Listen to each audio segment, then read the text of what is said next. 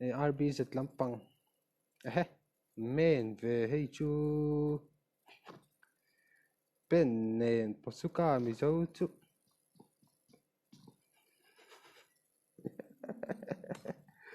puirem rehna ti khan team pathum chen om to mi pasarin la tama ai ka na thleng hnem puka an tlem chakhop mai team pathum chen om to posukamizo le team 25 te le team 14 che ten om to ni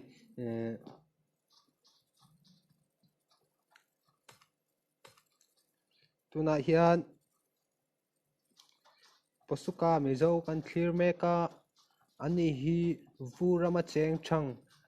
ani a thom nulum po amamo to lo ani vot atuar thei em to a enga vuram vot po ni se frying pan nen ves nen che po hian adam zo to ani tuna hian tuya a cheng do na vuram po soi lowin tui chen te hi nuam ma ti em a tui chen te hi vurame til soi lowin a cheng bo por mai ni sangha ai tur zogin frying pan nen sangha zong vela sangha a hmu fu chuan a frying pan a he a kang ngal lo ni om tak ani sangha an om lo ni in a hria in lampanga a leta chuan in lampang a lo ruak khoi mai a silai a hmu te chu a pen chuan a han vovel thin ti nge ina danga hrelo a chuak le a saka tur a zonga ama ero chu a ka nu tur reng reng a lo nei lo frying pan tlok kha a lo nei a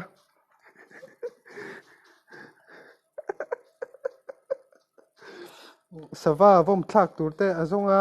a hmu thei bawk si lo a ril a tam to em a savom a hmu a pro na ma ero chu savom ni kalsan le ta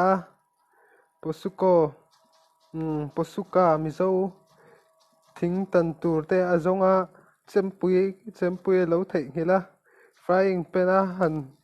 ki ngot la khani thei si lo wa chu ti chuan mi local an om mi lem tin kongpuya te chuan an bok vela ama ero chu local the nom reng chuang ta si lo atan kwal sela pangpar khoi na hmuna te chuan akal to vela karil ru a thoveng do ma na a khu har thlak mai ti chuan pangpar te chu an thlek kwal vela rose par sen moi tak chu a han nim vel thin a lung ren hnem tu re a hmu zo lo chuan a han tlan kwal zela alu te chu ama chu cheng ti lo chuna buk to em a me na tur po ani lo wa frying pan tlong ani sia frying pan tlong na han me frying pan kha chuna me thei bok si lo wa kong puya ten chua boruak ten vole vel thin alung len an hem zo chuang lo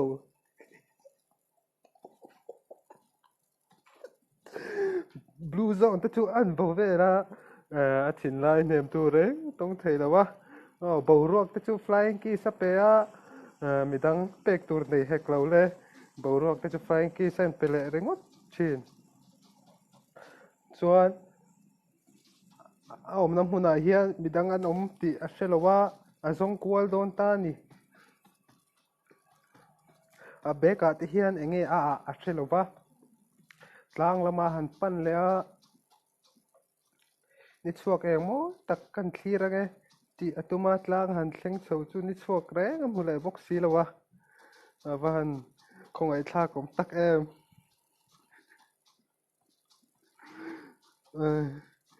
a ei tur a ril tram to mai sia lungleng bok nen khohar bok nen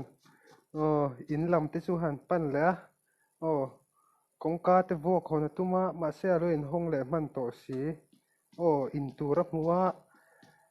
tu man min kom ve du lo ni hi atia rui tumin pan vela midang an omem tin an thlek kwal le vel thina posukamizo chuan molotov zu xxx room kha ngei ani angei le lawa vuak cheta tuma ma se aril ru thla ka ka injok me ang tin an la chuan a bul hnaiah thawm a hretah team 25 te le team 14 te an hin kapa kan comment chan le tawang team 14 lampang 10 team 25 queen pe kangan lo tam na khing pe kangan lo finish ngala sepoi zo de po che omta sepoi zo de po che omta sepoi na spin web play don em sepoi am pani down ta sepoi van chata kem sepoi I saw them sepoi team 14 lampanga pani down na sepoi cha kep I saw lo kapa I saw lo down ta van poi ve team 14 lampang te pani down revive man tur ngai la chuan posukamizo chu tikhan mi in kap te alo ena frying pan nen chuan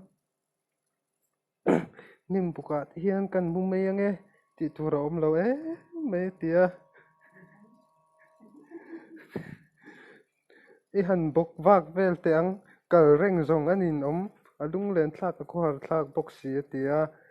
midang pali an om ti selawa a thian midang pakhat a hmel hriat ngai reng lo sin sum khata chu alo kala intinge ti don sim sum khata hian a hmuem sim sum khata an frying pan nen lunga lon chho tumin oma a hmu chuang reng lo ein lam khum ta vela a thian te hmu chuan hlim em a thian te bedang an local bel le a an hmu chuang reng lo a bo na hi a tha mai a thian te dang a hmu kha a lawmin a hlimin a zuang tora lam vel ani a lung len hnem tu tur te an hmu ta a thian te nen chuan a in kawma anin kwal vel ta ni a thian te hmua an hlim an lawm lutuk an han tlan kwal vela an in fiam tora mei te an sema a vot mei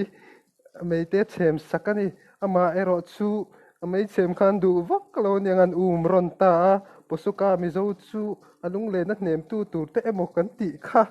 alo ni reng lo an ta luai vei posukamizo chu atlan chele dora kalung le hnem tu ka hmu zo ve to dor ni hi ati na lo min lo lama alo ni reng lo posukamizo chan chin chu tikhan top ta ni tikhan zanin zo Pubg war room chu kan zo a